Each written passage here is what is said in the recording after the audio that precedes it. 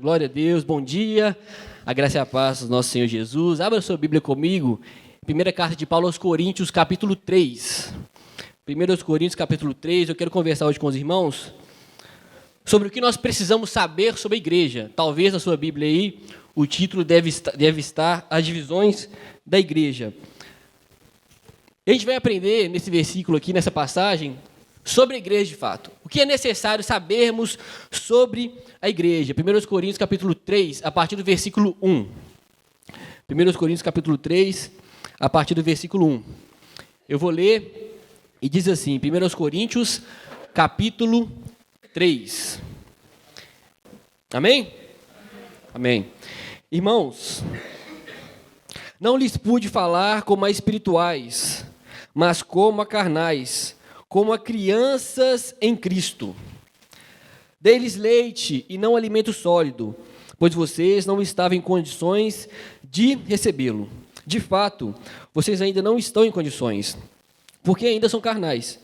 Porque visto que a inveja e divisão entre vocês não estão sendo carnais e agindo como mundanos, pois quando alguém diz, eu sou de Paulo, e outro, eu sou de Apolo, não estão sendo mundanos?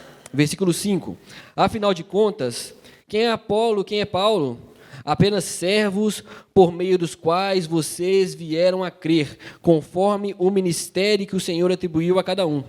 Eu plantei, Apolo regou, mas Deus é quem faz crescer e quem fez crescer, de modo que nem o que planta, nem o que rega são alguma coisa, mas unicamente Deus que efetua o crescimento. O que planta e o que rega tem um só propósito, e cada um será recompensado de acordo com o seu próprio trabalho, pois nós somos cooperadores de Deus, vocês são lavoura de Deus e edifício de Deus. Amém? Vocês são lavoura de Deus, vocês são edifício de Deus. E nós aprendemos aqui muito sobre a igreja. No capítulo 1, da primeira carta que Paulo escreve aos Coríntios, se a gente pudesse fazer uma divisão daquele capítulo, nós aprenderíamos ali sobre o chamado cristão. Porque no capítulo 1, Paulo fala aquilo que nós precisamos saber sobre o chamado cristão. Se você ler lá no capítulo 1, por exemplo, vai falar sobre o chamado cristão. Vai falar que você e eu, uma vez que somos chamados pelo Senhor, você foi chamado para a santidade. Uma vez que você foi chamado pelo Senhor, você foi encontrado pelo Senhor. Você foi chamado e encontrado pelo Senhor para a comunhão. E também você foi chamado pelo Senhor para glorificar Ele, para glorificar a Deus. No capítulo 1. No capítulo 2, a mensagem de Paulo especifica ali a mensagem do Evangelho. E aí no capítulo 2 nós vamos aprender, se a gente fizer uma divisão, a gente consegue fazer da seguinte maneira. Nós somos chamados para ser cristão no capítulo 1, e no capítulo 2, a gente aprende que a centralidade da mensagem cristã está em Jesus mesmo. O Evangelho é centrado na morte de Cristo. No capítulo 2, aprendemos que o Evangelho, a mensagem cristã, faz parte do plano eterno de Deus. E no capítulo 2, aprendemos que a mensagem cristã, o Evangelho, é revelado ao meu coração e ao seu coração pelo Espírito Santo, através da palavra. E aqui no capítulo 3 também nós conseguimos aprender fazendo uma divisão. No capítulo 3, especificamente, nós vamos aprender sobre a igreja, e Paulo primeiro vai comparar a igreja como uma família. Ele vai falar, olha, a igreja é como uma família. E nós iremos aprender como uma família, nesse capítulo, que o alvo da igreja, sendo uma família, é a maturidade. O alvo da igreja como uma família é alcançar, é amadurecer. Segundo, nós vamos aprender com o apóstolo Paulo, no capítulo 3, que a igreja não é como somente uma família, mas também como um campo. E sendo um campo, o alvo da igreja é se expandir. Sendo um campo, o alvo da igreja é crescer. Sendo um campo, o alvo da igreja é alcançar mais pessoas. Eu tenho certeza que você está aqui porque foi alcançado pelo Senhor. O Senhor te atraiu aqui. E você, tendo Cristo em você, o seu desejo também é que outras pessoas também sejam alcançadas, não é verdade? Esse é o nosso alvo, como igreja. Como um campo, crescer, se expandir e alcançar pessoas. E no final do capítulo 3, nós iremos aprender também que a igreja é como um templo. E não basta somente crescer, mas crescer com qualidade. Crescer com qualidade. E aí acompanhe comigo na sua Bíblia, e a partir do versículo 1, do 1 ao 4 do capítulo 3, nós iremos aprender que somos uma família. E nós devemos ter o alvo a maturidade, meus irmãos. Nós devemos e precisamos crescer na fé. Paulo já havia nos explicado que existem dois tipos de pessoas, dois tipos de homens ou mulher. O homem natural e o homem carnal. Dois tipos de pessoas existem aqui na terra. O homem natural, que é o não salvo, e o homem espiritual, que é o homem salvo. Abra sua Bíblia aí comigo no capítulo 2, no versículo 14. Capítulo 2, versículo 14. Deixa aberto aí no capítulo 3, mas deixa marcado no capítulo 3, mas vai comigo lá no capítulo 2, no versículo 14. Paulo explica para nós que existem dois tipos de pessoas. O homem espiritual e o homem natural. E ele diz, no versículo 14: Ora, o homem natural não aceita as coisas do Espírito de Deus, pois lhes são loucura, e não pode entendê-las, porque elas se discernem espiritualmente. Porém, o homem espiritual, ou seja, aquele que foi encontrado por Cristo, aquele que nasceu de novo, esse homem julga todas as coisas, mas ele mesmo não é julgado por ninguém. Pois quem conheceu a mente do Senhor que possa instruir?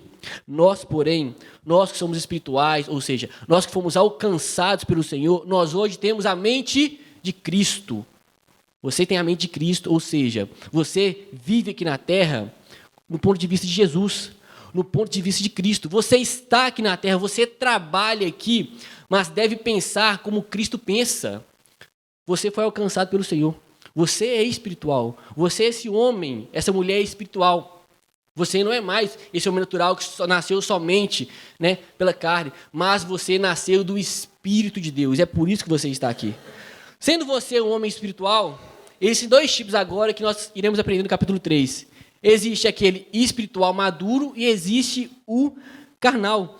Ele vai nos explicar que existe dois tipos de cristão. Uma vez que você está aqui, você é cristão, você é cristã, você foi alcançado pelo Senhor, você é essa pessoa espiritual, existem dois tipos, o imaturo e o maduro. Olha lá comigo, lá no versículo 1 do capítulo 3.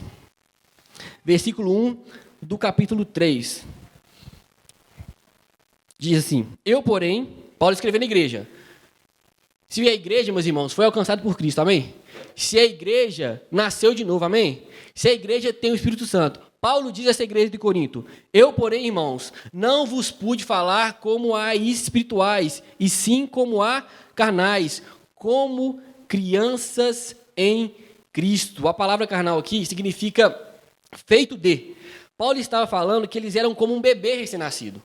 Paulo estava falando aqui que eles precisavam amadurecer. E olha, meus irmãos, essa igreja aqui conhecia o Senhor. Havia concedido aqui a essas pessoas toda a riqueza do Evangelho.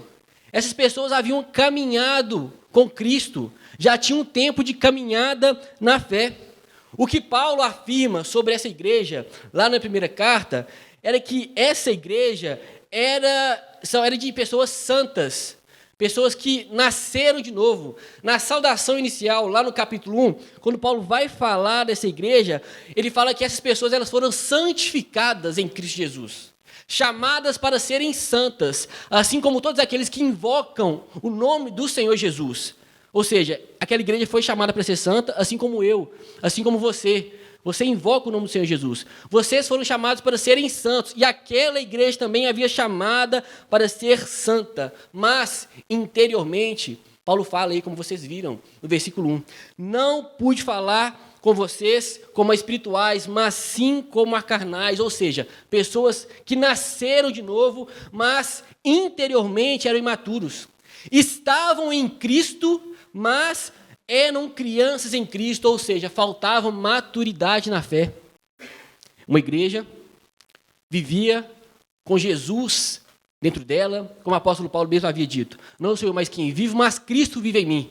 Caminhava com Jesus, mas eram bebês, eram crianças em Cristo. Por isso o apóstolo Paulo teve que parar no beabá da mensagem. Beabá da mensagem do Evangelho. Por quê? Porque não tinha maturidade. E olha aí comigo aí, no versículo 2, ele continua falando sobre essa igreja. Leite vos dei de beber, não vos dei alimento sólido, porque ainda não podeis suportá-lo, nem ainda agora podeis. Ou seja, Paulo aqui está falando que estava dando leite para essa igreja. Ou seja, que ele não estava ali aprofundando na mensagem do Evangelho, na mensagem cristã. Estava no beabá, naquilo que era base, naquilo que era fundamento, e não podia aprofundar na mensagem, porque lhes faltava maturidade. Nós temos aqui as nossas crianças, né? Oramos pelas nossas crianças aqui. Elas subiram e também foram aprender da mensagem do Evangelho, não foram? Foram aprender da palavra de Deus. Esse é o nosso objetivo aqui, que as crianças também lá em cima aprendam do Evangelho, aprendam da palavra de Deus. Mas vocês concordam comigo que a maneira que nós ensinamos aqui é diferente da maneira que eles ensinam lá? A mensagem é a mesma, o Evangelho é o mesmo, mas a capacidade de absorção é diferente, porque a maturidade é diferente. Imagina essas crianças aqui no estudo bíblico, é diferente. Elas precisam ser ensinadas de uma maneira que elas podem entender a mensagem do Evangelho. Paulo estava fazendo o que com essa igreja? Só que a igreja aqui não havia acabado de nascer. A igreja tinha um tempo de caminhada, mas mesmo assim Paulo teve que parar no beabá da mensagem do Evangelho. Nós esperamos, meus irmãos, que a gente cresça no Evangelho. A imaturidade, ela é completamente normal e compreensível na caminhada cristã. Não é verdade? A gente caminha. Nós somos alcançados por Cristo. E nós começamos a caminhar. Vocês estão comigo aqui? Nós somos alcançados por Cristo e nós temos uma caminhada com Jesus. E nós vamos aprendendo, nós passamos por experiências com o Senhor, né? Passamos por tempestades, ficamos calejados, passamos a ter mais fé, não é verdade? Ou seja, vamos amadurecendo na caminhada cristã. Só que a igreja já tinha um tempo na caminhada. Essa igreja de Corinto aqui continuava imatura mesmo com o tempo. Continuava imaturos. Por isso que Paulo fala que teve que parar no beabá do Evangelho. Eles não suportavam esse alimento sólido da palavra do Senhor. Deixa aberto esse texto aí comigo. Tem outro texto lá em Hebreus que revela para a gente assim, o que mais ou menos Paulo estava querendo dizer. O que era esse leite que a igreja de Corinto estava bebendo. Aí, Hebreus, lá no capítulo 5, versículo 11. Hebreus, capítulo 5, versículo 11. Hebreus, capítulo 5, versículo 11. Diz assim, o autor: quanto a isso, temos muito que dizer, coisas difíceis de explicar, porque vocês se tornaram lentos para aprender. De fato, embora a esta altura já devessem ser mestres, vocês precisam de alguém que lhes ensine novamente os princípios elementares da palavra de Deus. Estão precisando de leite e não de alimento sólido. Quem se alimenta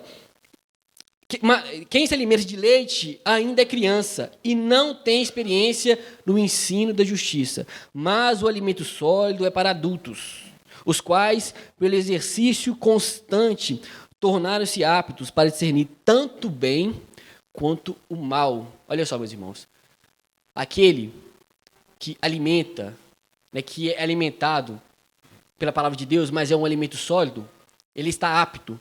Ele se alimenta, está apto para discernir tanto o bem quanto o mal. A igreja de Corinto não suportava esse ensino sólido, precisava de leite, os princípios elementares da fé, porque eram carnais, não estavam em condições de receber. Eu falei aqui desde o início que a igreja de Corinto não estava em condição de receber. Mas por que não estava?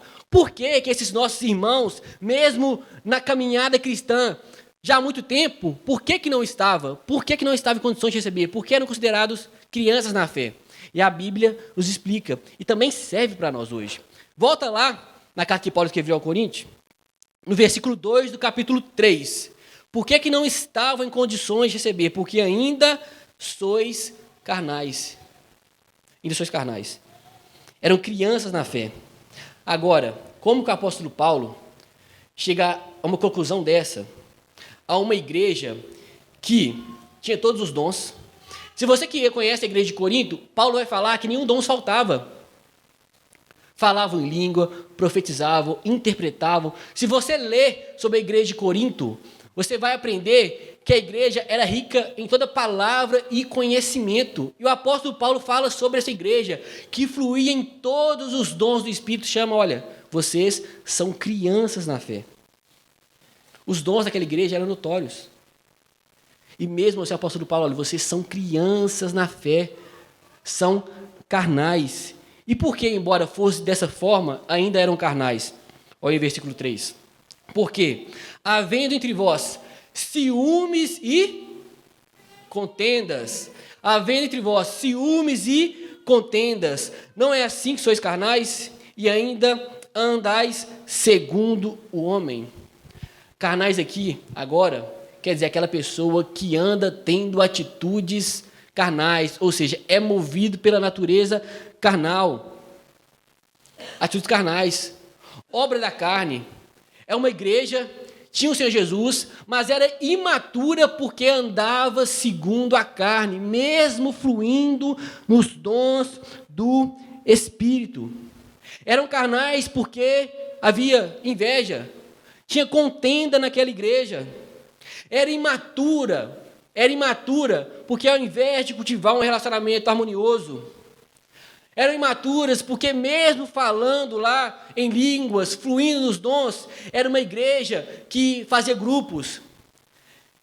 Era uma igreja que interpretava línguas, profetizava, mas era uma carnalidade ali naquele lugar, porque mesmo fluindo os dons, era uma igreja que não cultivava essa relação de edificar uns aos outros. Nós estamos aprendendo sobre os dons aqui com o pastor Mateus. Nós sabemos que os dons servem para edificar a igreja, mas eles não estavam usando um dom que Deus deu a eles para esse fim, para edificar uns aos outros.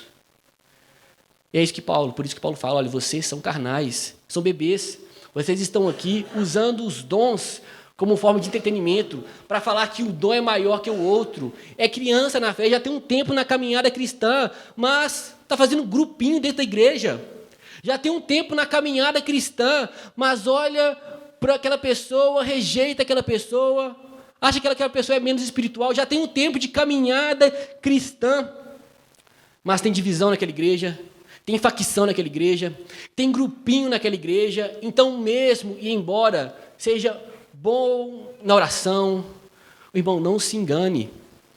Eu posso estar aqui, a pessoa pode estar aqui pregando, falando bem, orando, falando línguas e até interpretando, mas se fizer grupo na igreja, continua sendo criança na fé.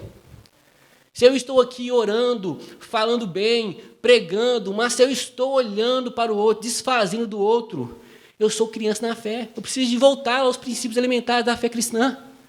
Se eu estou aqui, tenho uma boa oratória, falo bem, sei muito sobre Bíblia, teologia, mas se eu estou aqui e faço grupinho na igreja, eu preciso crescer. Eu preciso crescer. Sou imaturo ainda na caminhada com Jesus. Se tenho ciúme, se há contenda, isso tudo é contrário à mente de Cristo, que Ele chamou você e eu para ter. Amém, meus irmãos? Crescer, meus irmãos, crescer. Relacionamento harmonioso. Faltava isso na igreja de Corinto e falta isso em muitas das nossas igrejas atuais. Crescer na fé. Paulo fala para uma igreja que fluía nos dons, mas não era harmoniosa. É uma igreja que não tinha cooperação mútua. Cada um andava por si. Por si. E aí Paulo continua falando no versículo 4. Porque ainda são carnais. Ele continua falando. Quando, pois, alguém diz, eu sou de Paulo, e outro, eu sou de Apolo, não é evidente que andais segundo os homens, ou seja, são carnais, porque estão criando partidos dentro da igreja e seguindo filosofias mundanas do homem. São carnais à medida que dividem a igreja. São carnais à medida que fazem grupo dentro da igreja. Partidos dentro da igreja é sintoma de maturidade. Partido dentro da igreja é sintoma de infantilidade. A igreja pode ter diversos ministérios, mas se tem partido dentro da igreja, tanto do líder que capitaneia, quanto do liderado que está colocando aquele pastor, aquele líder no lugar que não é dele, que é só do Senhor e Salvador Jesus Cristo. colocando o homem no pedestal, e isso o apóstolo Paulo estava combatendo aqui. O apóstolo Paulo estava combatendo aqui a ideia de alguém levantar ali e permitir que alguém da igreja o fizesse ali como uma pessoa que tivesse que estar num trono. Só existe um trono, e ele está ocupado, amém, meus irmãos? O nosso Senhor e Salvador Jesus Cristo está lá. Está ocupado, meus irmãos. São carnais na medida que faz isso. Nós devemos cultuar o Senhor e cortar qualquer tipo de culto à personalidade. Aí iremos crescer. Aí talvez seja o início da nossa caminhada, quando nós aprendemos, olha, só existe o Senhor e o Salvador Jesus Cristo. O que adianta eu fazer aquilo que pode ser visível aos olhos das pessoas? Os dons são visíveis aos olhos, mas o meu coração está amargurado, aquele coração rancoroso, aquele coração que não perdoa, aquele coração que faz grupo, aquele coração que faz disseminar contenda. Vocês estão me entendendo? Precisa crescer na caminhada cristã. Esse é o nosso chamado, meus irmãos. Porque o Senhor olha o coração. Amém, meus irmãos? O Senhor olha o coração. Por isso, a partir do versículo 5 aí agora, Paulo vai falar quem é Paulo, quem é Apolo. Ele vai nos ensinar que são apenas servos de Jesus. Paulo e Apolo, eu e você, somos apenas instrumentos do Senhor, servos do Senhor, que Paulo vai olhar para ele como se fosse um campo. Ou seja, então eu falei que a igreja é como uma família, que tem o alvo a maturidade. E agora a igreja é como um campo também, que tem como alvo a expansão, que tem como alvo o crescimento e alcançar as pessoas, tendo você e eu como instrumento do Senhor, como esse cooperador do Senhor. Você já viu a parábola do semeador? Você deve lembrar da parábola do semeador. A Bíblia fala, Jesus conta assim, ó, o semeador saiu a semear. E aí tem algumas ilustrações ali. Aí tem o solo, que simboliza o coração, não é verdade?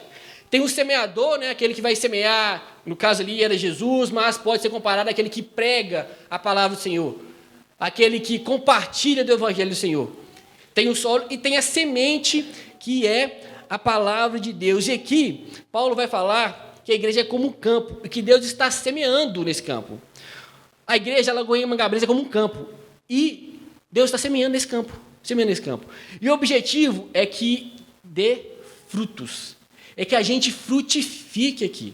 Então, nós estamos aqui como um campo nas mãos do Senhor, e a palavra de Deus está sendo semeada, e o objetivo é que a gente cresça, que a gente amadureça e que a gente dê frutos aqui.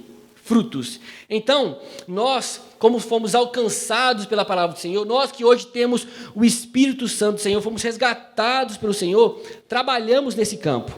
Você trabalha aqui, amém, meus irmãos? Se não trabalha, deve trabalhar de alguma forma. Você não foi chamado somente para estar no banco. Você foi chamado para ser um instrumento na mão do Senhor.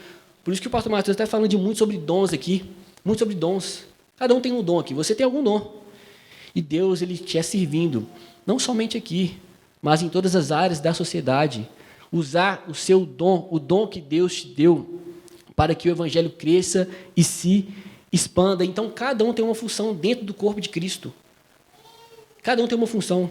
E aí, embora cada um tenha uma função, somente, como eu falei, Deus ocupa esse lugar de proeminência. Olha no versículo 5. Quem é Apolo? Quem é Paulo? Servos, né, ou diácono, por meio de quem crestes, e isso conforme o Senhor concedeu a cada um. Paulo e Apolo eram apenas servos que haviam feito o seu trabalho.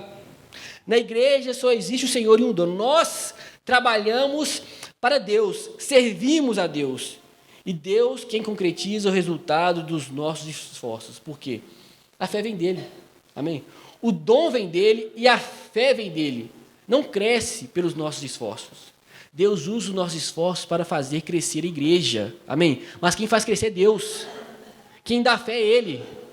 É Deus quem faz crescer. No versículo 6, ele continua falando. Eu plantei, Apolo regou, mas o crescimento veio de Deus. Novamente, Paulo está enfatizando aquele que faz crescer. Porque ninguém aqui é capaz de criar vida, ainda mais vida espiritual. Quem cria é Deus. Deus que nos fez nascermos de novo. Você está aqui porque você foi tocado pelo Espírito Santo de Deus Em alguma época da sua vida você nasceu de novo. Deus usou uma pessoa como instrumento dele, mas foi a mensagem do Evangelho que abriu o seu coração e a sua mente para você reconhecer o Senhor e Salvador Jesus Cristo em sua vida. Mas Deus usou uma pessoa para isso. Mas eu plantei, Paulo diz, Paulo regou, mas Deus quem deu o crescimento. Versículo 7. De modo que nem o que planta é alguma coisa, mas nem o que rega, mas Deus quem dá o crescimento. Então, Deus chama uns para preparar o terreno, Deus chama outros para semear o terreno, Deus chama outros para regar a semente. Ontem nós estávamos aqui na célula, uma moça veio aqui e falou que ela estava aqui, e que ela estava aqui no início. Ela ajudou a plantar a igreja, estava aqui com aqueles que ajudaram de alguma forma a fundar a igreja. Ela chegou aqui, a maioria das pessoas era diferente. Ela chegou, gente, eu estou aqui, mas no início era fulano, no início era ciclano, e hoje eu estou aqui. Ou seja, ela está desfrutando hoje daquela pessoa que é instrumento do Senhor, que ela nem conhece hoje. Ela conhecia aquelas pessoas que fundaram a igreja. Ou seja, ela plantou, mas vieram outros e o quê? Semearam. Outros regaram. E ela chegou aqui ontem e falou assim, gente, olha que bênção. Cheguei aqui, não tinha isso, não tinha aquilo, ajudou a plantar. Passou o tempo e ela ontem bebeu, né, de uma fonte que Deus levantou, que ela nem conhecia, nem estava aqui no início. Às vezes acontece isso na sua vida. Você foi alcançado por uma pessoa, a pessoa ali plantou, preparou o terreno do seu coração, com a mensagem do Evangelho. Essa pessoa, às vezes, hoje você tem nem contato, mas vem outra pessoa que regou. Um planta, outro rega, mas Deus é quem faz crescer. E isso o apóstolo Paulo está deixando bem claro para nós. É Deus quem dá o crescimento. Versículo 8. Ora, o que planta e o que rega são um. Por isso que não cabe ciúme dentro da igreja. Por isso não cabe divisão dentro da igreja. Por isso não cabe fazer grupo dentro da igreja. Diversos são os ministérios. Mas qual ministério que é maior? Qual ministério que é melhor? Não tem. Todos são o que planta, aquele que estava lá no início da igreja, ele não é maior porque estava lá ajudando a construir. Por quê? O que planta e o que rega são um. O que planta e o que rega são um. Versículo 8, continuação. E cada um receberá o seu galardão segundo o seu próprio trabalho. Ou seja, às vezes você está aqui trabalhando para Deus, falando assim, ninguém está me reconhecendo aqui. Eu estou aqui fazendo coisas para o Senhor, eu estou evangelizando, não estou sendo reconhecido por Deus, meus irmãos. E aí? A recompensa vem de Deus e cada um receberá o seu galardão segundo o seu próprio trabalho. Descansa, meu irmão. Por quê? É porque ele está sendo visto demais, que ele é mais espiritual, Deus olha para ele de forma diferente. Não, o que planta e o que rega são um.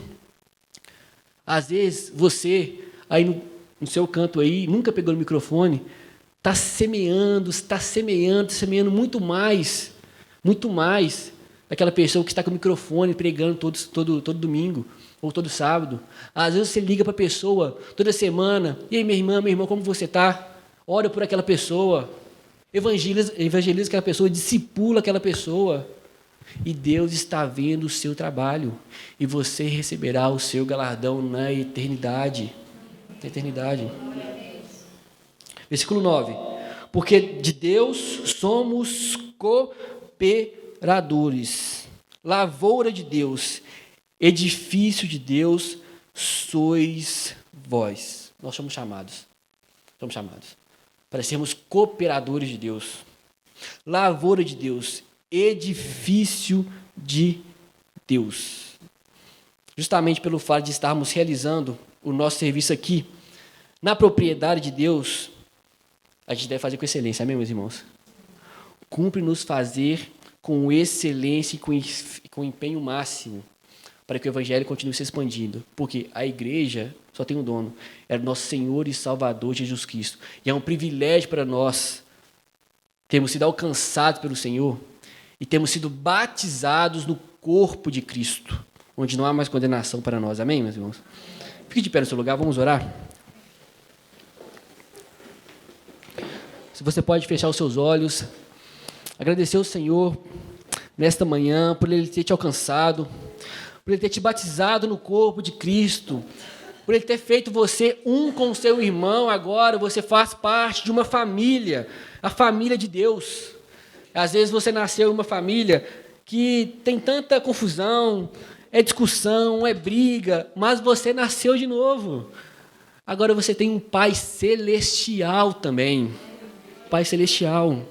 E agora olha para o lado aí, seu irmão, você é um com Ele, você é um com Ele, e seu objetivo é fazer com que esse irmão que está do seu lado cresça em Jesus, em um relacionamento público, e sendo crescente na fé, naquele que nos salvou e nos resgatou. Amém? Pai, obrigado, Senhor, por mais um dia. Obrigado, Senhor, por nos fazer, Pai, desfrutar, Pai, dessa bem-aventurança que é estar no corpo de Cristo, Deus.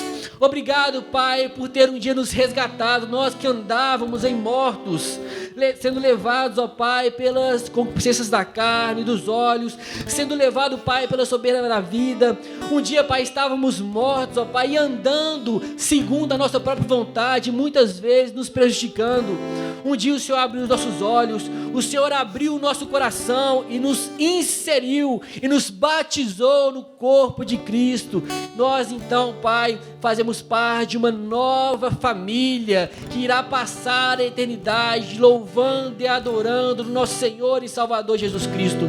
Obrigado, Pai, que o Senhor nos ajude a permanecermos firmes, ó Deus, firmes em busca dessa nossa herança que já recebemos em nome de Jesus.